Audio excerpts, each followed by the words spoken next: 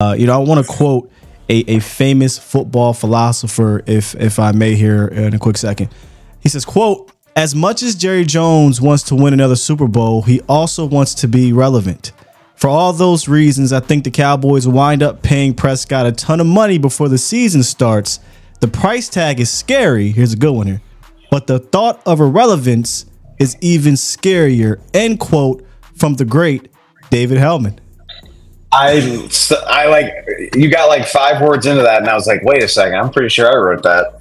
Yeah, man. I mean, obviously, I think it's the biggest, and I'm not just saying this because it's the Cowboys, because obviously anything Cowboys is going to get a lot of focus and get a lot of attention. But I think it's the most interesting and most important storyline heading into training camp and heading into the 2024 season for the entire NFL, because you don't see stuff like this happen very often, where a quarterback gets unsigned by his team and could hit the open market. I mean, we know what it looks like when a quarterback hits the open market, mainly because Kirk Cousins has done it a couple times. But Kirk Cousins, with all due respect to him, hadn't accomplished what Dak has either time that he did it. Like when he was in Washington, he was still pretty young.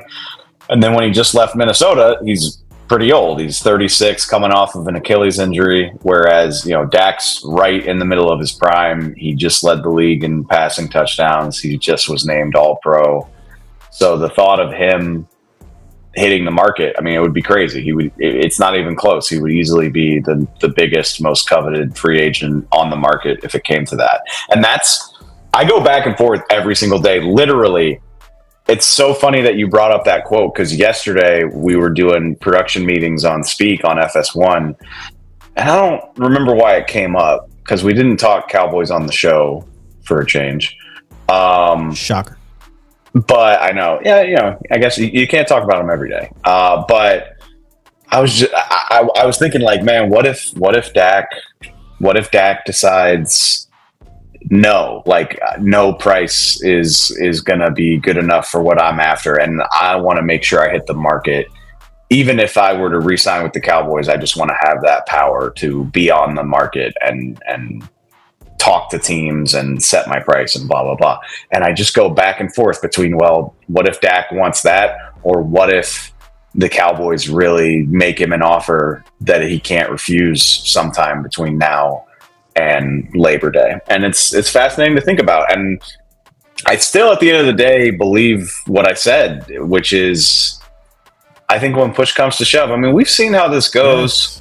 The Cowboys, these things get drawn out and people talk tough a little bit. But at the end of the day, when it's a big time player, the Cowboys usually give the guy exactly what he wants. And I know, sorry, not to cut you off. I know there's a lot of people listening to this. There's got to be some people listening to this that would like to see Dak leave, and they just want something new and blah, blah, blah, blah, blah.